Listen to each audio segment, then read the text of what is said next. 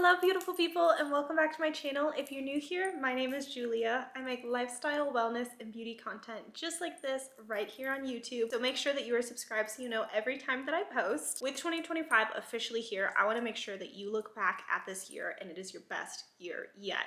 I'm talking accomplishing your goals, making your vision board come to life. Before we get to that, we need to start with doing a little bit of prep work. I'm talking steps to make those dreams achievable, visualizing all of your goals, setting yourself up for the most successful year. Doing a little reflection and looking back on 2024, I really started off the year great. I was on top of it, and unfortunately, towards the end of the year, I really just fell off.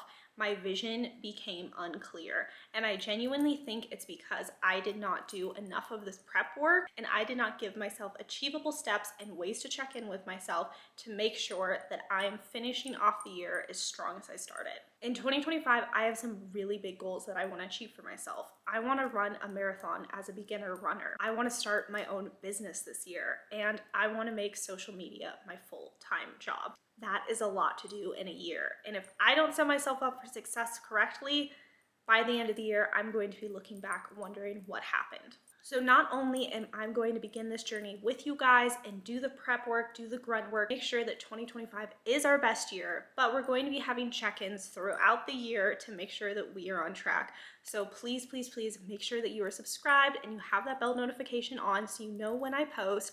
And right now, I want you to comment one of your big 2025 goals that you want to accomplish so we can just be a community with each other and keep each other on track all year round. I expect you guys to do the same for me as well. Best way to start this off is to visualize our goals and set them out for success. First thing that we're going to be doing is doing a little bit of journaling to really get the idea of what we have on paper, start with a vision board, and make some achievable steps that we can check in with ourselves throughout the year, and make ourselves some sort of productivity resource that we can check in with ourselves on the daily. First step to learning what our goals are and how we're going to achieve them is pen to paper. This is one of my biggest pieces of advice for you guys.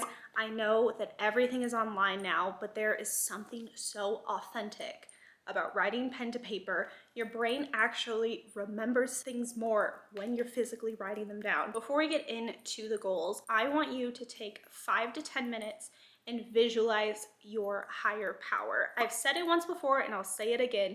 We all have a vision of ourselves, the vision of her, the best version of yourself. Think about what she looks like, what she wears, how she acts, how she shows up for herself, how she shows up for others. What does her morning routine look like and her evening routine look like? What are things that she is doing on the daily to make sure that her goals are achieved? And the biggest piece of this puzzle is, what does her life look like? What job is she doing? What are her main hobbies and goals? What is she looking to attract? And what is she doing less of? And if you are a more visual person, this is where you can start kind of creating ideas of your vision board. Maybe you create a Pinterest board called Becoming Her, and in that Pinterest board, you just start pinning ideas. Maybe they're like outfit inspo to how you want to dress and how you want to appear to others, job inspo and job aesthetics of what career path you are chasing.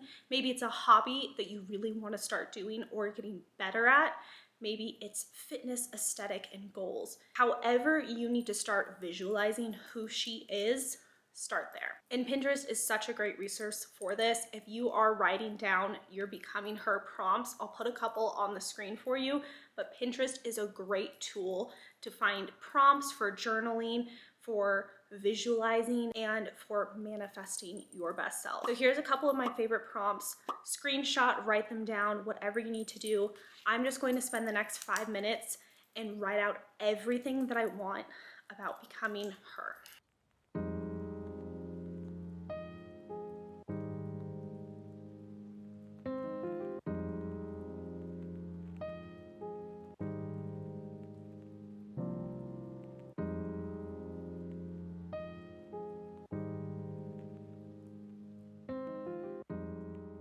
Now that we have a general idea of the life that we want to live, let's start thinking about specific and achievable goals that you can achieve this year. Maybe you already have them in mind, that's amazing, but if you don't, think of the big ideas of this person that you want to be.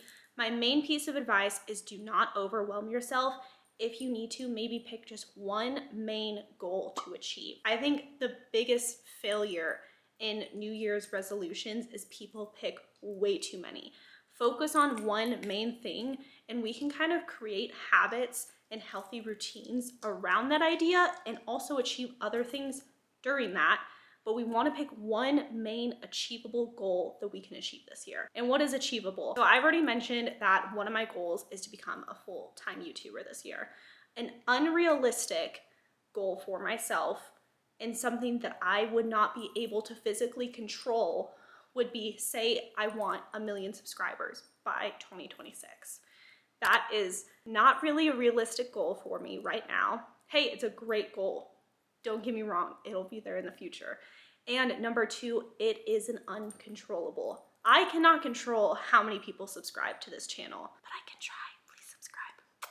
But something that I can control that would help to gain me more subscribers is, for example, how many times a week I post. Say my goal is to post 2 times a week for the entire year. That is an achievable goal that I can easily track. If you haven't heard of SMART goals before, SMART goals is a way to make sure that you are setting SMART goals for yourself. Do you see what I did there? So what is a SMART goal? A SMART goal is specific. A SMART goal is measurable. A SMART goal is achievable. A SMART goal is relevant, and a SMART goal is time bound. So hopefully by now you have at least one goal in mind that you want to accomplish by the end of the year. Now, this can be the most overwhelming part. For me, it is a little overwhelming to say that I want to run a marathon in a year. I want to start a business.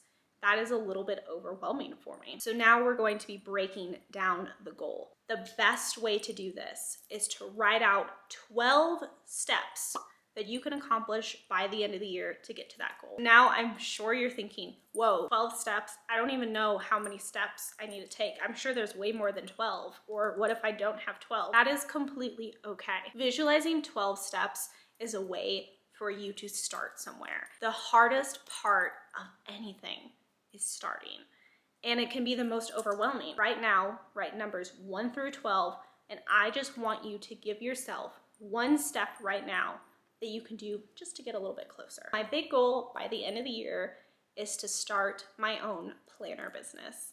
That's right, I really want to make day planners for you guys and people like myself who are struggling to consistently write everything down in a planner. So let me write down 12 steps and share them with you that I am going to do to achieve this goal.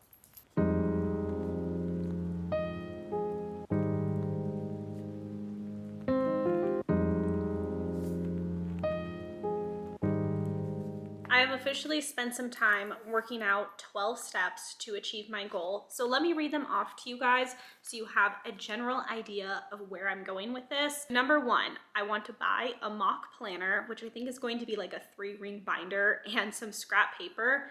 And I want to make a vague planner structure. Number 2, I need to pick a name and start an LLC. Step number 3 is going to be making a mock planner on Illustrator and printing it out on paper. Number 4, I want to use this mock planner for at least 3 months to work out any kinks and make sure this is the best possible product that I could introduce into the world. Number 5, after I work out the kinks, I want to go back in and create a final draft of the inside of my planner. Number 6, I need to find a printer. Number 7 is design the cover with the manufacturer or printer. Number 8 is to create a website. Number 9 is to officially order my first mock-ups from the printer and take promo photos with them. Number 10, start an email list so everybody knows when I drop. Number 11, I need to launch a social media. And number 12, make my first planner drop. And of course, this is not going to be all of the steps that I'm taking during this. They could move around as well. I might start working on my website first thing.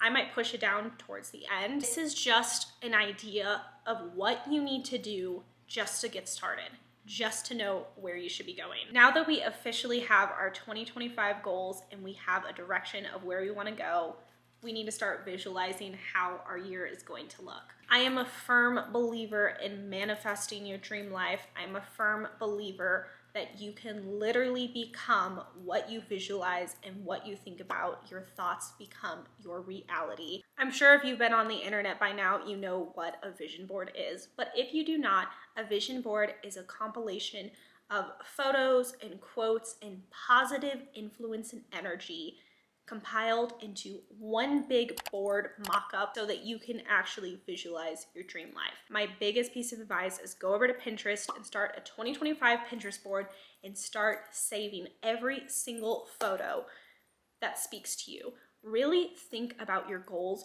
Don't just vaguely scroll and kind of just save whatever, but really think about your goals and about your dream life and about what you want to look like. Every year I create a new one just titled the year, and I go back into my old one from the year previous and see if there's anything that I want to save that I haven't quite achieved yet and I want to keep manifesting for my future life. I have so many pictures of girls with planners and like planner aesthetic. I also have a lot of like business women. Once you spend some time, and I'm saying put some time and energy into this, maybe take an evening off, really look up what you want, really make this a conscious effort. Once you have a pretty good list of some photos, for me, that meant going to Walgreens to print them out. I just went to Walmart and bought this big old frame. If you are a little tight on the funds, I completely understand. If you want to print them out at home and maybe just paste them on some cardboard,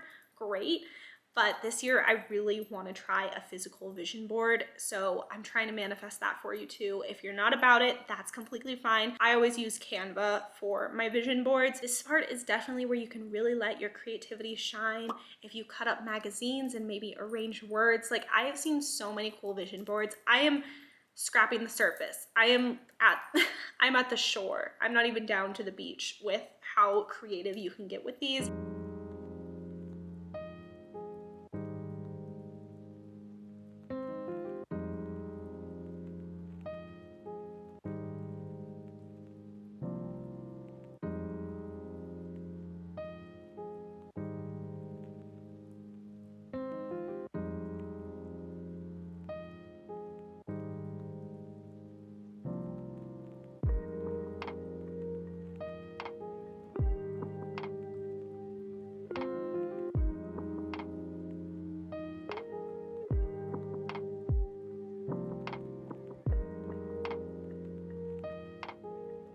Here is the results. I am so happy with this. I could not be more pleased. Now, of course, the next part of having your vision board is where do you put your vision board? You want your vision board to be somewhere that you can see it every single day. Personally, I am going to put this in my office. I go over there to edit every single day, and I think it'll make me want to be more productive because I have to go in there to visualize it. But if you don't have that kind of a space, maybe you put it in your bathroom so it's right next to your mirror while you get ready every morning, or on your vanity, or in your bedroom somewhere. Wherever you decide to put it, just make sure that it's somewhere that you will actively be looking at it every single day and visualizing your best life. It can be so easy to set these big goals and think you have everything in place to become successful with these goals.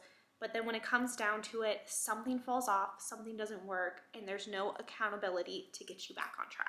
Journaling to me is so important during the year because not only is it a way for me to hold myself accountable, check in, get any thoughts and stressors out, but it also is a great way to look back on the year and look back at what you're doing to make sure everything is going to be the most successful that it can be for you. So the first and easiest thing that you can be journaling about and self-reflecting to really build better habits is reflect at the end of. 2024 just ended. Let's reflect on it. Talk about the highs, talk about the lows, talk about the goods and the bads, talk about the things that you absolutely love, the things that you want more of in 2025.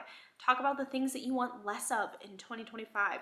Any big memories that you had that you just want to cherish. Now, at the end of every week, at the end of every month, reflect on how it goes. Start with the things that are working really well. talk about the things that you're proud of and the things that you enjoy the most, and talk about things that you need to work on. Being able to self-criticize without putting yourself down is a really strong habit you should be building, because you should be able to reflect on what you're doing to make the changes to make yourself even better. And I know self-reflection can be really hard and you can put a lot of pressure on yourself, but don't think of it that way. Think of it just slowly improving what amazing beautifulness is already there to make it even better. So I always like to start with the good first, and then I talk about what wasn't working, just so I'm not starting off so negatively. You want to make sure that you are still proud of yourself and proud of your accomplishments. And the easiest thing that you can do at the end of is at the end of every day, you can be reflecting. At the end of every single day, you can be writing down, making sure that your memories are put pen to paper so you don't forget all of the good that you have. If you achieved anything great, even as small as, I got out of bed today and I took a shower. And then say something like, tomorrow I would really like to read for 30 minutes because I know it will better my mental health and it will better my education. That's amazing. It doesn't have to be, oh, I'm so mad at myself for not doing this. You don't have to be putting yourself down to make yourself better. If you've done a little bit of the self-reflecting and you're looking for more in journaling, another thing that I love doing is a prompt called If Everything Goes Right Today. It's something that I personally do at the end of every day. Once I go over my highs and my lows, I go, if everything goes perfectly as planned tomorrow, what will my day look like? I know this is kind of a confusing prompt to think about, but it's if everything goes perfectly, if I have the best day tomorrow, and think back to your goals that you have. How can I put those goals into my day? Maybe my goal is to run 5 miles, and if everything goes perfectly tomorrow, I want to run 5 miles. Maybe I don't get to 5 miles, maybe I do 4 or 3, but that's a great, if everything goes right, what would happen?